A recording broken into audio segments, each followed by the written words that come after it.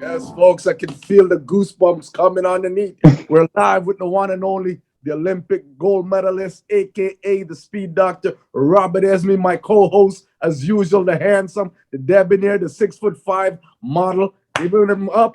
Go ahead, my man, introduce yourself.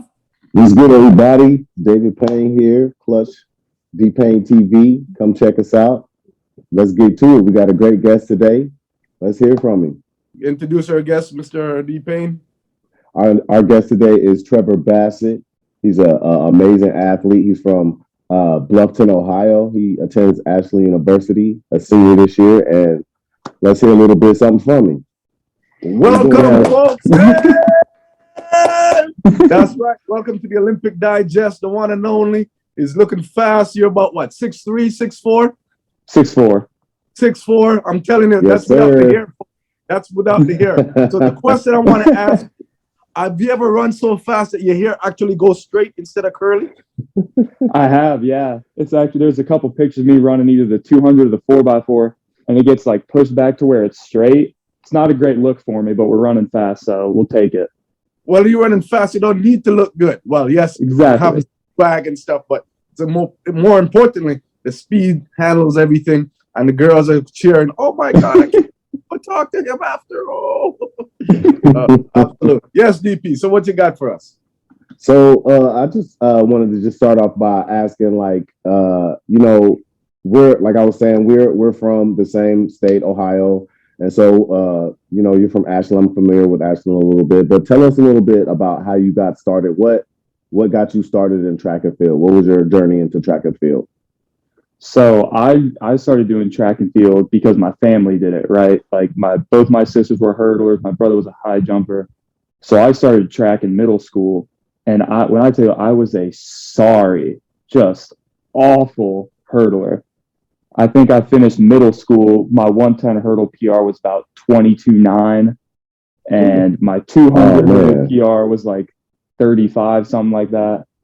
And I almost quit my freshman year because I was like, I want to be a college basketball player. I want to play basketball. Yeah. And my parents were like, hang on, like, because I was like 5'5", 80 pounds soaking wet, just this super skinny, unathletic kid. My parents were like, things will change. You'll hit a growth spurt, whatever. Like, you might develop more. So then by freshman year, between 8th grade and freshman year, I went from 5'9" to 6'1". Then by sophomore year, I was 6'3". Ended up winning 2 state titles in high school in the 110s and the 300 hurdles. Really only got recruited by Ashland. It was mainly the 2 schools that wanted me the most were Ashland and Grand Valley State. Yeah. So I kind of had that chip on my shoulder of like, oh, these D1 schools don't want me. Like, I'm going to prove them wrong. Because I reached out to a bunch of D1 schools. Yeah. And I had a couple ACC schools reach out, and they're like, hey, we'd love to have you walk on as a multi. Like, we just don't think you're fast enough to be just a sprinter or a hurdler at the collegiate level. And I was like, all right, we'll see about that. So I decided to choose Ashland and focus on just being a sprinter hurdler. So you came in hot. But that big growth span, I wish I had that, my brother. You know, what were you eating? What was the diet like? Is it the diet? I know I need that, and I need that growth spurt right now. Yeah. What caused that growth spurt to happen? Is it you got food in your family? Yeah, it's genetics and the good Lord. I mean, I'm not the person to talk to about diet. I get made fun of a lot. I don't eat vegetables. I've tried. I hate them. I don't like them. So I'll supplement a lot of stuff that I miss with that. But I mean, yeah, my dad's 6'5". My mom's 5'7". So the shortest guy in my immediate family is my brother at like 6'1". Oh. So it was mainly just genetics and the good Lord helping me out. Did you thank your parents for giving you good genes? Because mine was only 5 foot, so 5 foot and then 5'7". So I got lucky with the 5'7" ish. I thank him for the height, but I give my dad a hard time because I can't really grow facial hair, and there's nothing I want more than a nice beard. So I give him a hard time about that. Listen, man, it's been a long time. I finally got puberty kicked in a couple years ago. Take your I see you time. got the little chin back This is going. the only thing I've been keeping for years. For years, I've been holding on to that baby. Won't let it Hey, go. hey, you Like, if you touch that, I'll never come back here. You gotta leave it. hey, you'll appreciate it more when you start receiving. You get that 5 o'clock shadow that you can't get rid of. So appreciate the baby face right now while you can. Yeah. But yeah, that's awesome. I understand during that process. Did anyone say anything to you to kept you going in the right path because of those challenges, or anyone mentor you? You going through that challenge in between high school and college. That little bit of difficulty where the D1 wasn't looking at you. They weren't, giving you no respect or nothing like that. Who motivated and who gave you that inspiration to continue? It was a lot of honestly myself, because I think what really helped me as an athlete was being so bad in middle school, right? So I was used to being this really bad athlete, just getting my teeth kicked in every practice, getting cooked on the track, and then kind of working through that. I hit a bit of a growth spurt. So then I really had to rely on hard work and effort, whereas some of these athletes you see now, they've been running fast 400s, fast 200s since they were 12, right? So I really learned how to work hard and understand that just because you work hard, you might not always win. So I was able to build through that. And that's why I gravitated towards the hurdles a lot, because I felt like you can't be a really fast hurdler without working hard. I mean, everyone knows the stigma of the guy that's a really fast 100 runner that is lazy, just shows up on meet day and runs fast. And you can't do that hurdling. So I really gravitated towards that hard work in the hurdles. And I was just blessed and fortunate enough that hard work met puberty for me, and it met a little later. And now it's kind of grown into what we're seeing now. DP, before you ask the next question, let me just jump in with this one. So during that growth spurt, because we're going to have athletes who go through that stage in their life where the body changes, did you find it difficult? Because at 5'7", you had your stability, you had your swag, you had everything right. Now that you start growing and drop another 4 or 5 inches on, do you find yourself had to sort of start back over because your whole mechanics, your rhythm, your body is off? And was that difficult transition back into that athletic side with that uncoordination and all that stuff you were happening? Yeah. So first, I wouldn't really say I had swag when I was in middle school, because I mean, that's giving me too much credit. But I would say it's kind of weird, because when I was in middle school and high school, I didn't think about that. I didn't think about being like uncoordinated, stuff like that. And I played basketball on top of it. So I think me playing basketball kind of helped me adapt through that change, because with basketball, you have to have good hand-eye coordination. You have to know what your feet are doing. So there was definitely a stage where I was uncoordinated, but I didn't really think about that. I was just kind of like, I'm just going to go out and play ball. I'm just going to go out and try to run fast. And eventually things started to piece together. And then once I got to college, we really focused on running technique more. And that's where I saw a really big jump, because, I mean, you guys probably know most high school coaches, they're just like, hey, just go. We're going to do workouts. And you're just going to go run fast. We're not going to worry about running form or technique or any of that. DP, you're the hurdle specialist. Get to him and don't play with him. So let's go back a little bit, because you said you're talking about high school or whatever. So my question to you is, from the 3s to the 4s and the 100-meter hurdles, from the 39 inches to 42s, talk about the difference that you had, because that's something that we deal with as hurdlers that really people don't talk about, but it is a learning curve when you go from high school to college. So tell me how you dealt with that. And then I have another question after that. That's segues. Yeah, so I was pretty fortunate for the 110s going up from 39 to 42, because I am taller. But it also helped that the hurdle coaches I had in high school, we really focused on trail leg, right? So I always focused on getting that trail knee up and through. So by the time I got to college, I had a really good trail leg, really technically sound trail leg. Whereas you'll see some high schoolers that run fast, their technique's not great, the trail leg hangs low. And the second it gets to 42, they're knocking over hurdles, they're bashing hurdles. So I was lucky for that. And I had a good hurdle coach here at Ashland with Coach Clark, who made the transition really smooth. Because I mean, the first 110 hurdle race I ran outdoors, my high school PR was 14:20. I went 14:15 my first outdoor meet over 42s. So that transition was pretty smooth for me.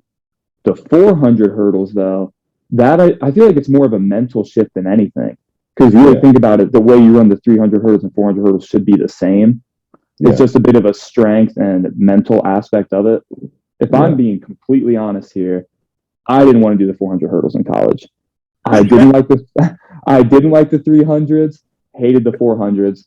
But my senior year, I dropped 2 seconds off my 300 hurdle PR. I went from 39.9 to 37.9. So then Coach Clark was like, "Oh, you're doing the 400 hurdles. Like, you're tall, you got a good stride, you're running fast, you're doing them." So I spent most of my freshman year and even a bit of sophomore year, be like, "Man, I don't want to do this. Like, this hurts. It's not fun." And then I've kind of learned to embrace it, and we're kind of seeing the result of that now. But that's a little fun fact. I came into college not wanting to do the 400 hurdles at all. Man, I definitely have that same issue. Had that same issue. I kind of got pushed onto the team, and they were like, "Oh my God, you run so well. Now you are our 400 hurdler, right?" So I think for me though, I didn't run the 300 hurdles in high school. So I didn't understand the difference between that extra 100 meters at the end that you didn't have. So my mentality when I ran the 400 hurdles automatically was a 400 hurdles, not a 300, and not knowing if you run 37 or 36, how much you still have to kick after that. Right. But my question after that is, going from that into D2, right, and dominating D2 in a lot of the events. How do you think you stack up to Division I athletes? I think I'm right there. I think there's not a single D1 400 hurdler that I feel like I couldn't go up against. And that's the beauty of our sport is it's all about the clock, right? Yeah. Like tape doesn't lie, the clock doesn't lie. So I would love to race Isaiah Livingston, Sean Burrell, I'd love to find a meet where we could all match up and race those guys because I feel like I stack up well against them and they'd say the same thing for me. Right. I feel like I've always had that attitude. I've always had that mindset, whether it's the 400 hurdles, the open 4, the 200, anything like that. I feel like I can go against anybody on my best day and on their best day. Fantastic hearing. Yep. Because at the end of the day, I've always said if my mama has a lane next to me, my mama better run her ass off. Right. Right. At the end of the day, you're running a 400-meter hurdles or whatever the event is, and we need to run certain time. So it doesn't matter who is in the race. You're there to achieve. So bring in the big boys and let you put some ass whooping on them. Right? You know what I'm saying? Get the swag extra right that day. So absolutely having that confidence and that mindset is a great thing to have because guess what? You put the work in to build that confidence. And remember, folks, it's a thin line between cocky and confidence. And if you don't prepare, you're not confident, you're just cocky. Yes, DP. Give it to him more. Give him some more. Give me some more. So what I also like is that so not only are you really, really physically talented, but you're also intellectually talented. You're exceptionally smart, and you often get awards for your academics as well. When I was looking at your background, I was noticing not only were you getting recognized for your athleticism, but for your scholar. So tell me about what is the defining factor, or what is the pushing motivation behind that for you? Yeah, that's all my parents. I mean, they push school right away. Like your academics will get you farther than anything will. Because I didn't play sports until middle school anyway. So they're like, your grades will get you farther than anything. And once I started doing sports, they were like, hey, odds are you're going to get more academic money than you will athletic money. So focus on school. So I did. I finished high school with a 3.73 GPA and a solid 28 ACT score. I come to school and thanks. But then I kind of thought about it this way. You could be the fastest man in the world for your college. If you're ineligible and you can't run, doesn't matter. You're no better than the walk-on. You could be the world record holder at a college, but if you're not eligible, you're about as good, you're about as useful as a kid who can't run at all. Right. So I really focus on that. I don't want to I don't want to give myself too much credit here. I graduated a degree in sport management. It's not like I'm out here doing engineering or some of these crazy hard majors, but I was just a typical like business major, basic student athlete major. But yeah, just prioritizing school, taking care of that stuff. And it helps because if you take care of school, you can go to practice and only think about practice. Yeah. Like we've had kids show up to practice and they're nervous about a test or they're nervous about this and that. Whereas you have to be able to compartmentalize that. And really when you're at practice, it's just track. Like that's all that's happening. And it's a lot easier to do that when you know you're in a good spot sitting academically. Absolutely agree. And kids, athletes, I just want to leave this with you is education is the key to success. Allow sports to open up doors and opportunities for you, right? Just like Trevor have done. His good foundation from his family, set the root, and then he took ownership and built onto that to be where he is today because he understands that concept. Yes, DP, hit him one more time. So, what is something that you like to do off the track? We're hearing a lot about the things that you can do on the track. What are some things that you like to do that interest you? Maybe that someone doesn't know. I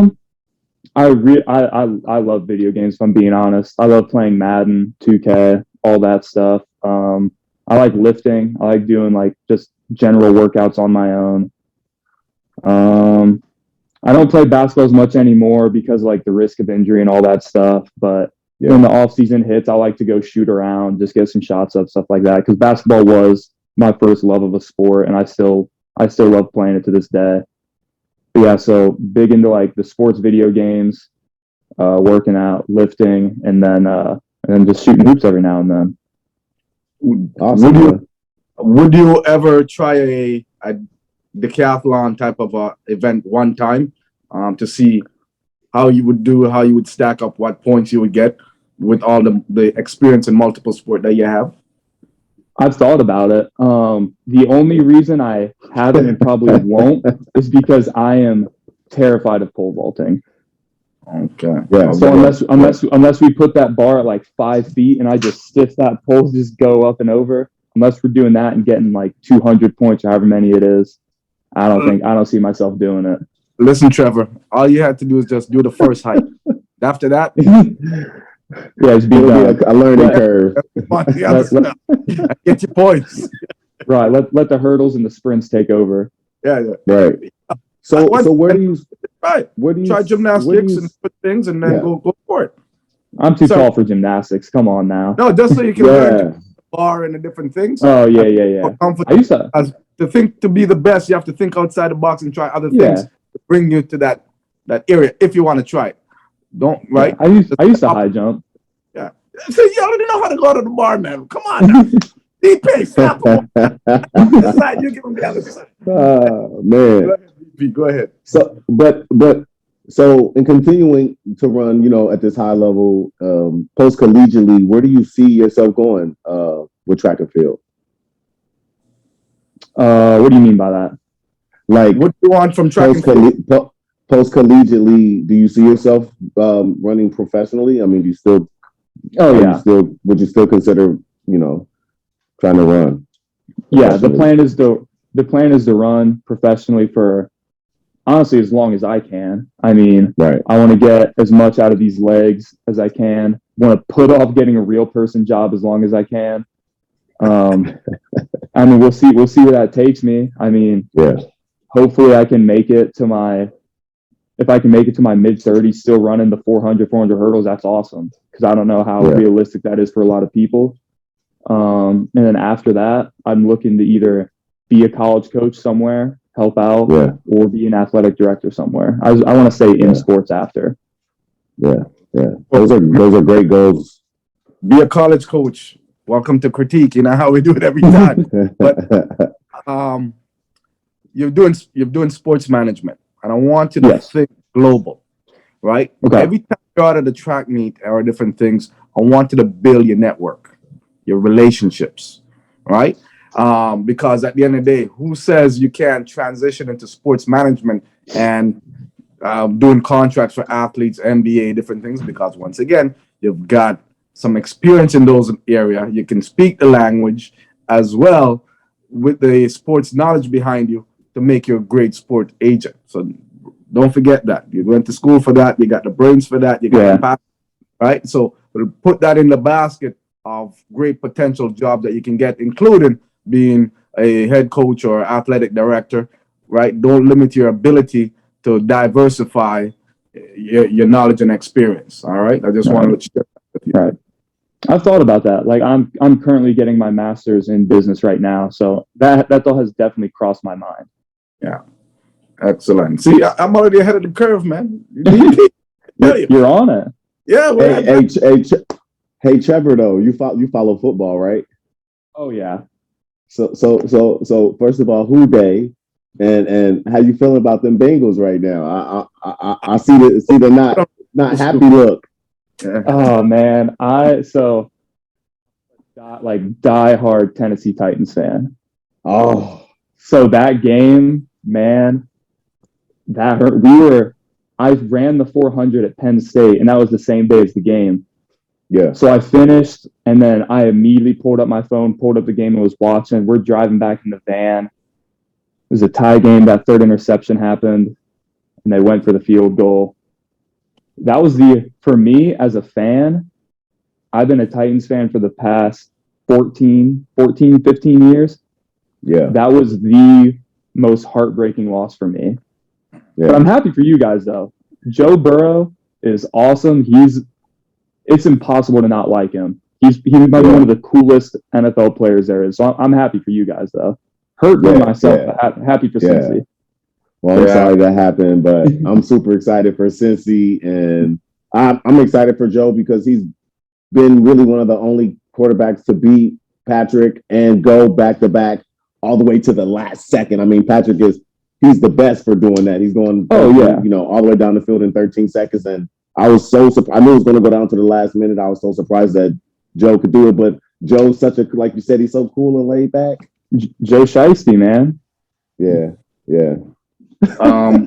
For my last question, if you had to give an advice or words of wisdom to these student athletes coming up, what advice would you leave behind to let them know they can make things happen?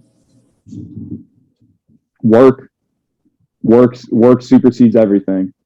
I've seen it happen a lot with kids at our school and other schools. They're really great in high school because they just got by on their talent. They come to college, and if they're not going to put work in, it's only going to get you so far.